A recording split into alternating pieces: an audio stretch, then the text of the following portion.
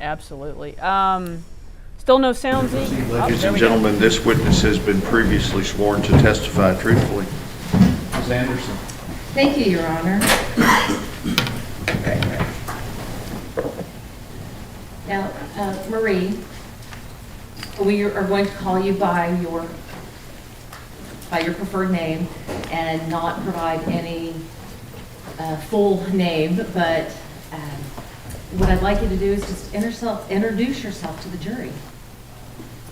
My name is Marie, and I know Mr. Horner as a special educator in Azle ISD. What did you do at Azle ISD? As I stated, I was a special educator. I became the special ed department head, and I worked with students in the learning lab, or what some districts call content mastery, and also shadowed some students in classrooms. What is a learning lab or content mastery? It's a place where students can come to get extra assistance, maybe have things read to them, or explain to them further. And if you can pull the microphone just a little bit closer to you so we can make sure that everybody can hear you, okay? You a little nervous this morning? Oh, yes, ma'am. Tap that microphone. Okay. Is this your first time testifying? I've testified before. Anything like this, though? No. Okay. Marie, you mentioned content mastery and that kids can come there to get help. What kind of help would be provided in a content mastery setting? They might get reading assistance. They might also have things broken down or explained to them on a more basic level. Sometimes help with vocabulary. Can any student come to content mastery? Actually, in Azle ISD, any student could come to content. So we didn't just serve special education students. We also serve 504 students and general education students if they ask the teacher to come. Generally speaking, how many students use the content mastery program while you were there? That would be difficult to answer, I think. But, I mean, we had a large majority of students that used it, probably primarily 504 and special education students. But, I mean, on any given day, at any given hour, there could be 20-plus students in that classroom. You've mentioned 504 a couple of times. Tell the jury what a 504 is. 504 would be things like dyslexia, ADHD, things that can fall under special education, but if a student achieves to a certain level, they may be ARTed out, which stands for admission review and dismissal. But the thing that I believe is powerful about 504 is it does not go away when a child graduates, whereas special education does. Did Tanner Horner have a 504? He did not have a 504. He was a special education student. You mentioned that there could be upwards of 20 students in there. How many teachers would be available for those 20 students? What was the teacher-to-student ratio? Typically, there might only be one teacher in the room, but we also had 2 to 3 paraprofessionals that were there to assist as well. Were you ever working as an inclusion specialist while at Azle ISD? Yes, ma'am. And what is an inclusion specialist? That is someone who goes into the classroom to basically shadow the students. Oftentimes we would stay there while the lesson was given, but if they had an assignment to complete, it was at our discretion if we stayed in the classroom or if we actually took them to content mastery to complete that assignment. What would you do for them in the classrooms? Sometimes we were there just to help keep them on task, and at times the teacher might defer to us for us to give an explanation and help teach a lesson. Tell me more about that. You said help explain the lesson or to even teach it. Why would a student need someone like you to teach the lesson that they have a teacher in the classroom that's already teaching it? Because we don't all learn the same way. Sometimes we need something explained in a way that we need things broken down. And I saw that as a benefit, not just to the special education students, but to all the students. When you were with Azle ISD, were you an inclusion specialist for Tanner? That's going to be hard for me to answer because I'm trying to remember when inclusion started. And if I were, he would have been probably on the beginnings of that inclusion support. Well, Marie, during your time with Azle ISD, did you work with Tanner? I did. And how did you come to know him? Basically, he would come to content and we would be there to help assist. So, let's say he came in for a history lesson or a science lesson, we would sit down and and it wasn't typically just him, he probably came with a group and we would sit down with that group and maybe read some of the content again with them and then try to help them answer the questions that the teacher had sent for them to complete. When you first met Tanner, what was your first impression of him? He was a pleasant young man. Did he ever talk to you about his home life?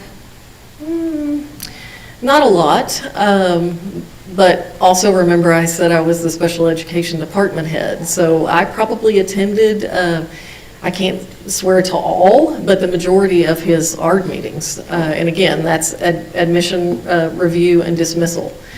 So I got to know my students pretty well, so. How often would these ARD meetings take place? At least once a year, but sometimes on occasion, maybe more than that. When you have these ARD meetings, who attends? The guardian is always invited, obviously, a parent and or guardian. There's always at least one special educator in the room that has them in class, as well as a CTE teacher, their career-oriented teacher had to attend, and then obviously regular education teachers would attend. What is the purpose of the ARD meeting? To review a student's accommodations, to make sure that we're doing everything that we can to meet their needs in the classroom. When Tanner had his ARD meetings, do you recall who attended? As I recall, I might have met Mom on one or two occasions, but typically it was his grandmother that attended. And what were your impressions of his grandmother? She's a very sweet lady. Did his grandfather ever attend? Yes. And what was your impression of him? Again, he was always pleasant. Your Honor, may I approach the witness? Yes, ma'am.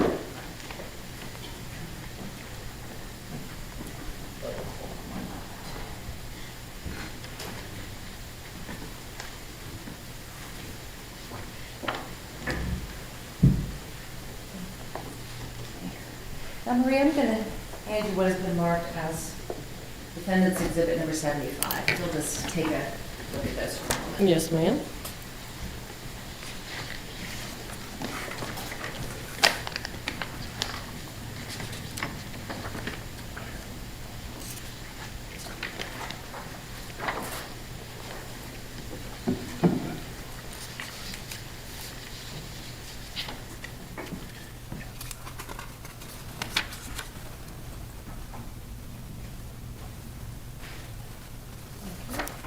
Now, what do you recognize Defendant's Exhibit number 75 to be? Well, it would appear to be his educational record and the districts that he attended throughout the time that he was in school, and it looks like he came to Azle in 6th grade. The defense offers Defense Exhibit number 75, which has been on file the requisite amount of time and has been previously tendered to the state. Look at what it is, what you're...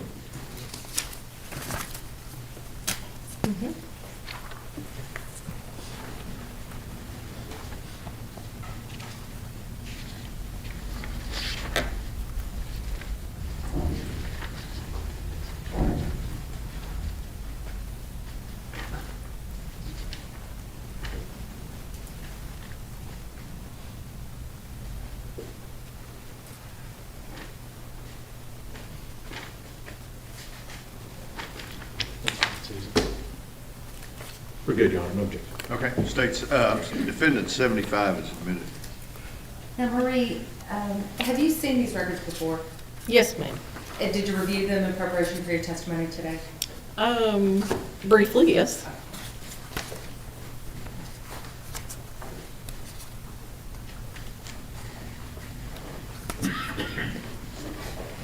Now, Marie, when you were with Azle AISD, how did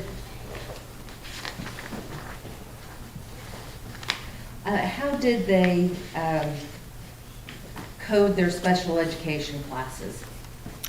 Well, for a period of time, you were able to look at a transcript and tell the difference between a special ed class and a regular ed class. But then we kind of slid into a period of time where the state required that everything look more consistent. And so unless you were on the teacher side, you really couldn't tell the difference.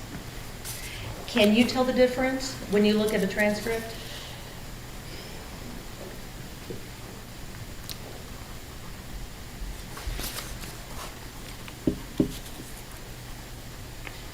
Or I guess, let me ask it this way. Can you tell us whether Tanner Horner was in special education classes? I'm going to tell you by looking at the transcript, it's very difficult to tell, but I know that he was, yes. You mentioned that the school board didn't want to kind of draw attention to special ed. You want kind of consistency, I think was It the word. wasn't the school board, it was TEA more than, TEA. yes. Okay. Why would TEA not want to make it obvious that a child was in special education? Joe, I'll object, that calls for speculation. Stay. Based upon your training and experience with dealing with special education students, have you observed them being treated differently than mainstream students? At times, yes.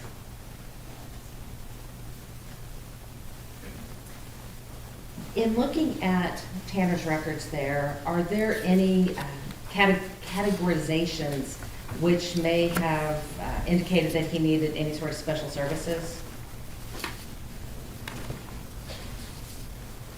And specifically, I'm asking, does it notate anywhere that he may have a learning disability or a neurodevelopmental disorder?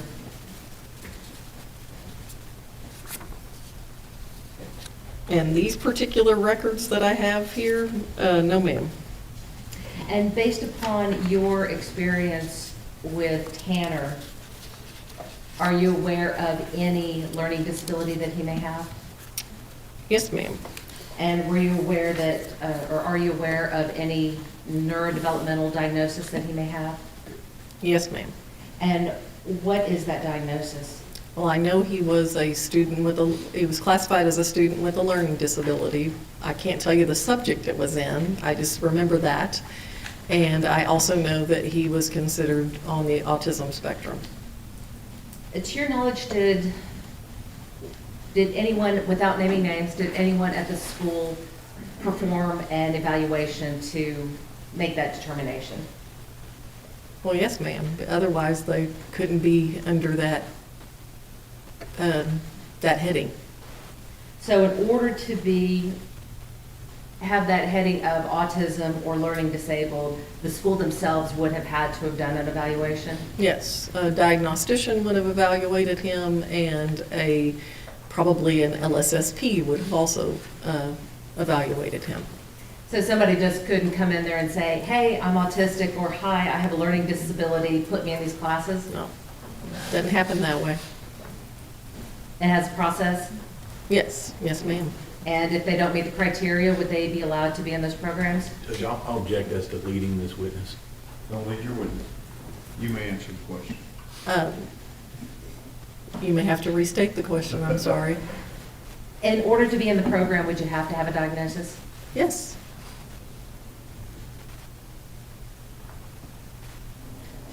With regards to other things that were within your knowledge related to Tanner, Were you aware of any, I guess, category or characterization or anything regarding emotional disturbance? I do believe that that had been on his record before, but as I recall, it wasn't on his record when he was at the high school. Why would something like that change? Well, we put students in certain programs to hopefully teach them some coping skills so that they can be more integrated into the regular classroom.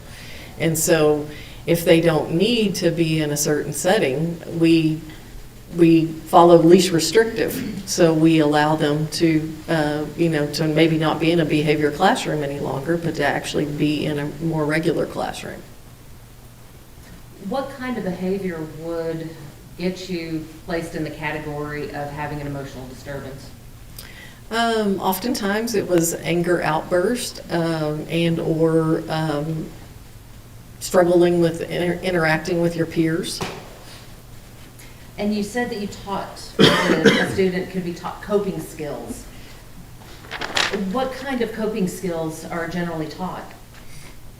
Well, obviously when they would be angry, once we could get them to a calm place, then we would, try to walk them through, how could you have maybe handled this differently, or what might be a way to, arrive at a healthy decision. A lot of choices, we talked about choices a lot. What does the fact that someone begins the school year, not me, Your Honor. Not me either, and I don't know. Go ahead. Anyway, so Marie, if someone began the school year with emotional disturbance noted in their records, and then at the end of the school year or at the beginning of the next school year, it is no longer noted, what does that tell you about what that student was able to do throughout the year? Well, that would tell me that they must have learned some skills so that that notation was allowed to be removed, but it also would tell me that they had an ARD meeting in order to remove that accommodation. Now, Marie, you talked a little bit about content mastery and that you worked with Tanner in content mastery. Do you recall what classes he would have needed help in?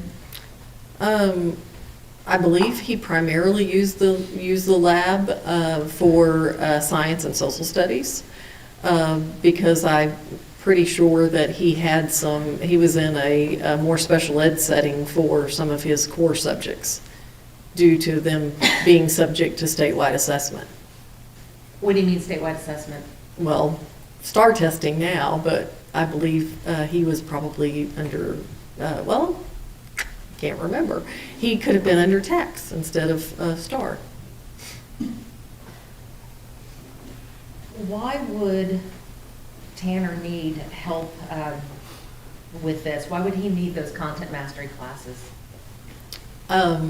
Oftentimes they would read rather quickly and not necessarily glean from the written information the content that they might need to answer a question. And so oftentimes it was about trying to get them to slow down and actually look for, maybe read the questions ahead of time and look for the answer in the material that they were reading. Could you tell if it helped him? Oh, I have no doubt it helped him, yes. And why do you say that? Because he could be successful, whereas if he was left to complete the assignment on his own, not just him, but a lot of students would rush through it and not do as well. How long was Tanner in your content mastery classes? I feel probably throughout his high school career. When he was in your classroom, how did he behave? Typically the way he should. But I do recall on occasions there might be times that he had to be redirected. What do you mean by redirected? Well, where we might have to say, you need to be on task, or, you need to act appropriately. You need to, again, make good choices, think about what you're doing, what you're saying. Were there ever any instances where he failed to act appropriately? Yes, but typically with him, once he was redirected once or twice, he did what he was expected to do.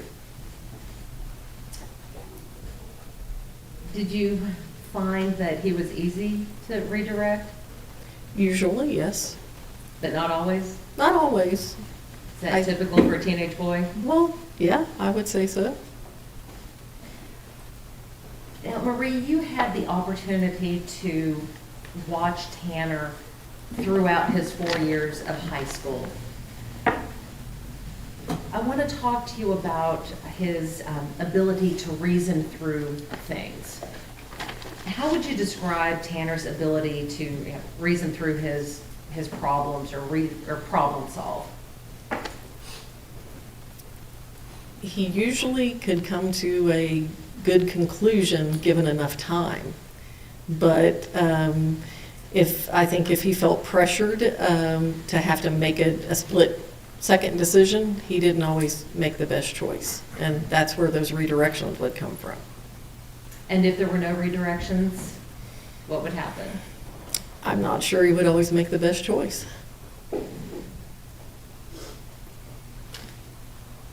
How was he in relation to the other students?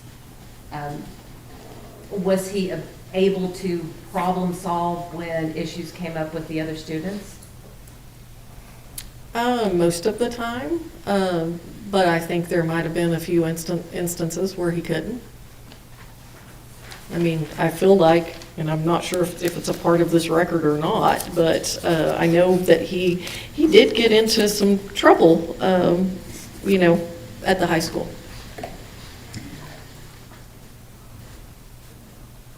Based upon your observations of Tanner, do you feel that his emotions would ever affect his ability to reason? Yes. And why do you say that? Because I think if he got over angry, or maybe felt like justice wasn't being served to a peer, more so a peer than maybe even himself, that he might act in a way that wasn't, what he would do otherwise. Did you ever see him act out in that manner? Yes. How often did you see that with Tanner? It was pretty rare. Maybe once or twice in the time that I recall him being while he was at the high school. In the 4 years that you spent with Tanner, did you ever see him get physically aggressive with anybody? I know there was an instance that happened, but I don't believe I saw it. I don't think I witnessed it. When Tanner would become upset or have these instances that you were talking about, was he able to calm down on his own, or would he need someone else to help him? He oftentimes needed someone else to help him. What would that someone do to help calm him down? Well, sometimes it's about not talking and just providing a safe place to be until he was in the right frame of mind to talk about the circumstances, and maybe then help him frame what a better choice might have been.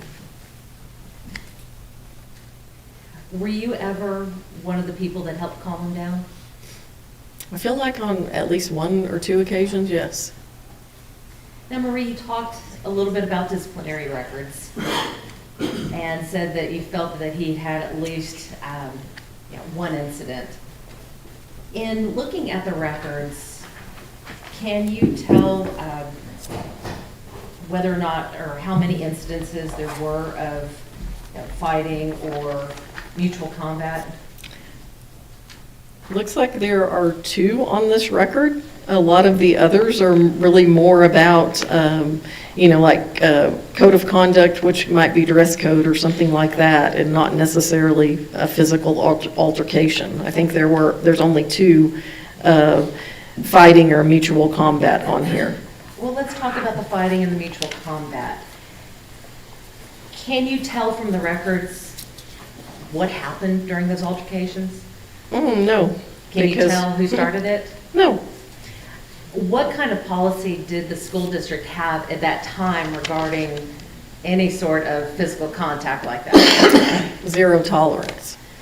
So if two people got in a fight and one person was defending himself, would they still be tagged with fighting or mutual combat? Yes. And from these records, can you tell whether or not Tanner was acting in self-defense in those cases? No, ma'am. Can you tell if he was acting in defense of a third person in those cases? No, ma'am. Just if there's any sort of contact, that's what it's labeled as? Yes. And it doesn't matter who starts it? No. You mentioned the code of conduct violations. Let's talk about that for a moment.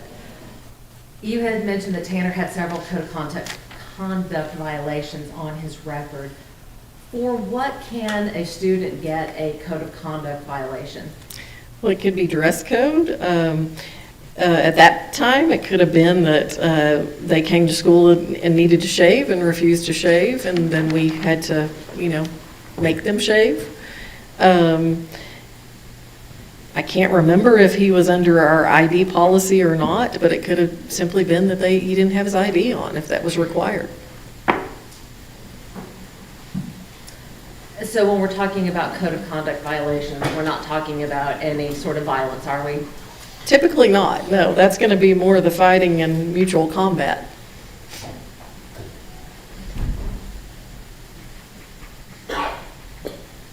In looking back on Tanner and the time that you spent with him, do you have any memory of him ever being a serious disciplinary problem? No, ma'am. Did you also have the opportunity to watch him as he interacted with his peers? Yes, even in content mastery or the learning lab, yes, they interacted. And so how often would you get the chance to watch him with his peers? On any average week, probably once or twice a day. Based upon your observations of these interactions, what they look like? Typical interactions, like you would think with any other student.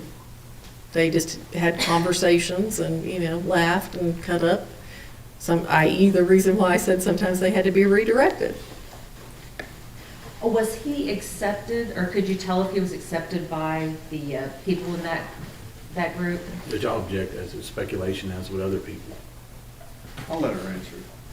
And again, based upon your observations, was Tanner accepted by those peers, or did he seem to be rejected and ostracized? Most of the time, I think he was accepted. I think there were probably some instances where he was rejected. Now, based upon your observations of Tanner in the content mastery class versus your observations of him outside of the class, in which group did he appear to be more comfortable? Are you asking me if I feel like he was more comfortable with peers that were also under special education or with That's all where I was peers? headed. Okay. He probably was more comfortable with those that were under the special ed umbrella, but he also had friends that were not. Now,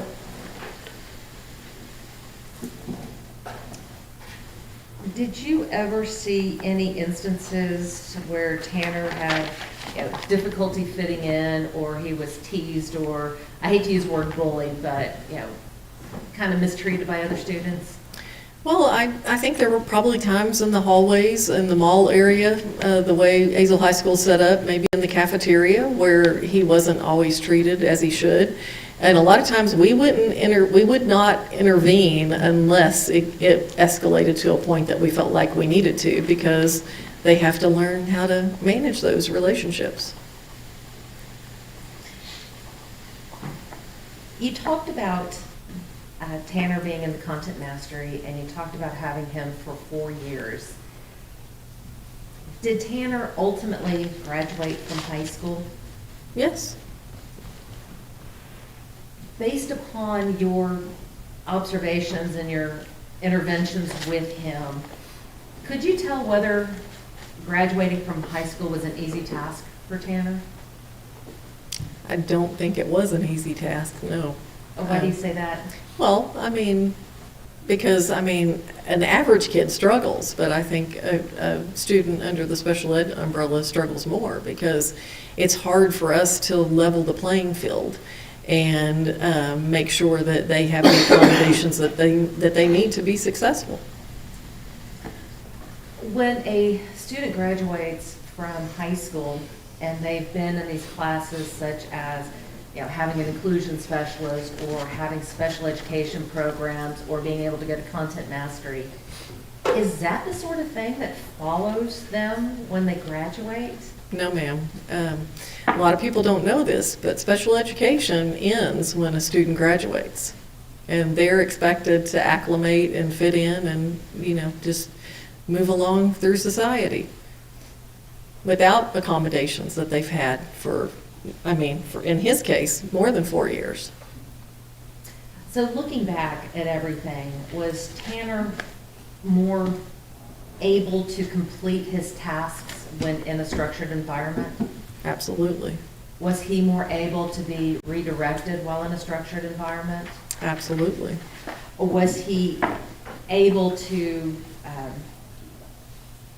overcome the emotional disturbance label that he was given? I think so, for the most part. The last thing I wanted to ask you about, Marie, is you had said that you thought Tanner was a good kid. Why did you think he was a good kid? He was always pleasant to interact with. Not all the students that came to Content Mastery were. Some of them were pretty much forced to come maybe by the teacher. But he always came willingly and typically, like I said, would accept redirection and complete the tasks that he was sent there for. I'll pass the witness, Your Honor. Cross-examination. Thank you, Your Honor. Marie, it sounds like to me, and by the way, my name is James Stanton. I'm the district attorney for Wise County. Nice to meet you. I saw you sitting back there. I didn't have a chance to introduce myself to you. So good to have you here today. I'm going to go over a couple of things with you. It sounds like at Azle ISD that there were a lot of programs out there for all the students. Yes, sir. To help them with certain subjects. Is that right? Yes, sir. And we talked a lot about the content mastery, but it sounds like to me there was a bunch of kids, whether they were in special education or not, there was a lot of kids that were in content mastery. I would reiterate that is true. They could come, but the majority of the students that came were 504 or special ed students. Right, that had trouble with a certain subject or needed a little extra help. Yes, sir. So in addition to what they were getting with their programs in the school, whether it's a 504 or special ed, they had you and people like you that were helping them additionally. Yes. With these types of classes. Mm-hmm. Okay. And so in this particular case, did you work in the high school the whole time, or were you in different places? During his time, I was only at the high school. Only at the high school. Okay. And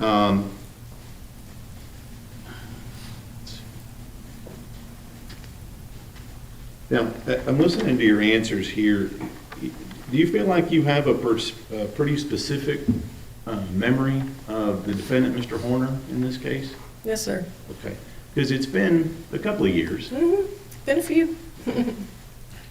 So let's talk about that a little bit. I think you referred to him as, it sounds like when he was attending your classes and things, he was able to listen and learn like the rest of the kids. Is that right? For the most part, yes, sir. I think we talked a little bit about him being redirected, but I'm going to guess he probably wasn't the only kid in there that needed redirection. No. Okay. And that was, it seems like to me from what you're saying is that probably most of the kids in there may have needed a little redirection. Yes, sir. Or maybe a little assistance with their focus. Yes. Okay.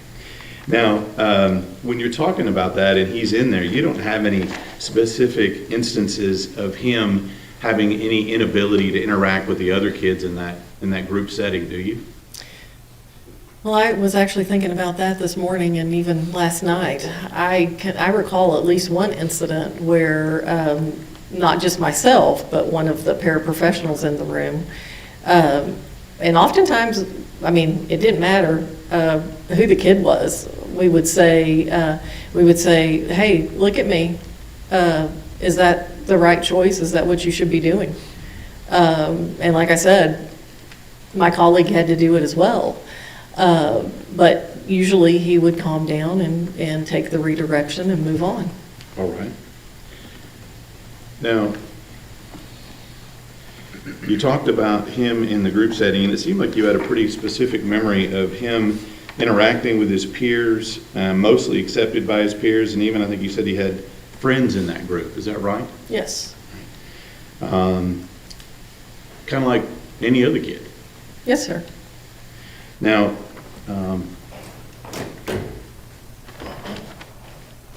I won't get into this too much. We talked about incidences of fighting or conduct and the whole zero tolerance. Ms. Anderson asked you about defending people and other things, but what it also doesn't say is whether or not somebody actually did start it and was assaulting someone else. Yes. Yeah, the record is very vague. Right. So, and it sounds like to me, you had quite a bit of interaction over a 4-year period with Mr. Horner, is that right? Yes.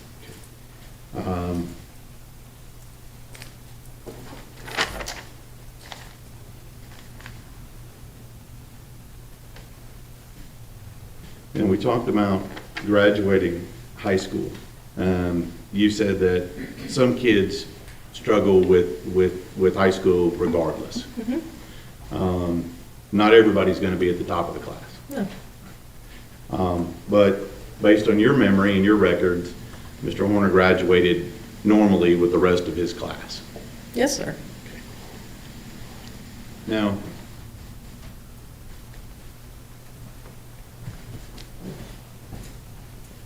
at some point, you'll agree with me that your training and your help for the particular student is going to go away because they're 19, 20, 22, 23 years old, right? Well, special education technically in the state of Texas ends when a student turns 21. Okay, thank you. But regardless, you know, people are going to grow up, right? And at some point, they're responsible for their own actions, right? Yes. The school can't just be responsible for them when they're 30. No. Now, try to make sure I cover all this here. And I didn't use your name. I referred to you as ma'am. Is that okay? That's perfectly fine. Okay. I'm a little old school, so.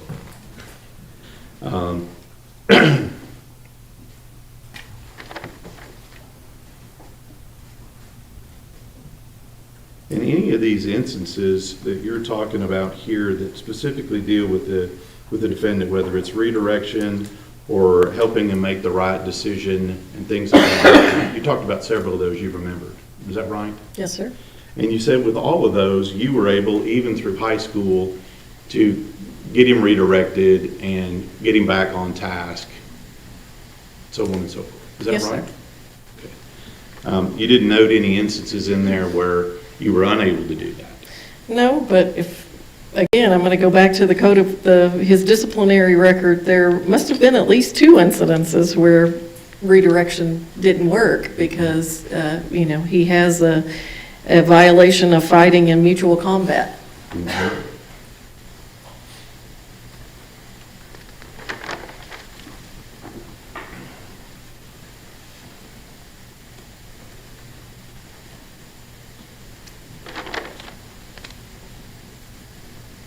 That's what it's wrong. Redirect. Just briefly, Your Honor. Mary, with regards to the disciplinary record, have you had the opportunity to look at the disciplinary records of students in Azle ISD throughout your career? I can't say throughout my career, but in the role that I had after I left the high school, I saw many, and so yes, ma'am. How did Tanner's compare to those? Well, his is pretty short in comparison to some that I've seen. The state asked you about graduating with all of the other kids. In order, well, while Tanner was in high school, did he have accommodations? Yes. And were those, tell the jury whether you feel he would have been successful in graduating without those accommodations. No, ma'am. I don't think he would have been successful without them. So the only reason he graduated was because of the interventions of you and your team? Well, and his own tenacity, yes. Tell me about his tenacity. He worked hard to achieve.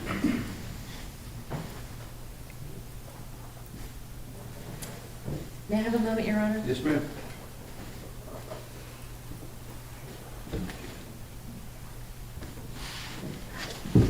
Nothing further. Thank you, Mary, or Marie. Mr. Stegman, Nothing further, Your Honor. may this witness be kindly excused?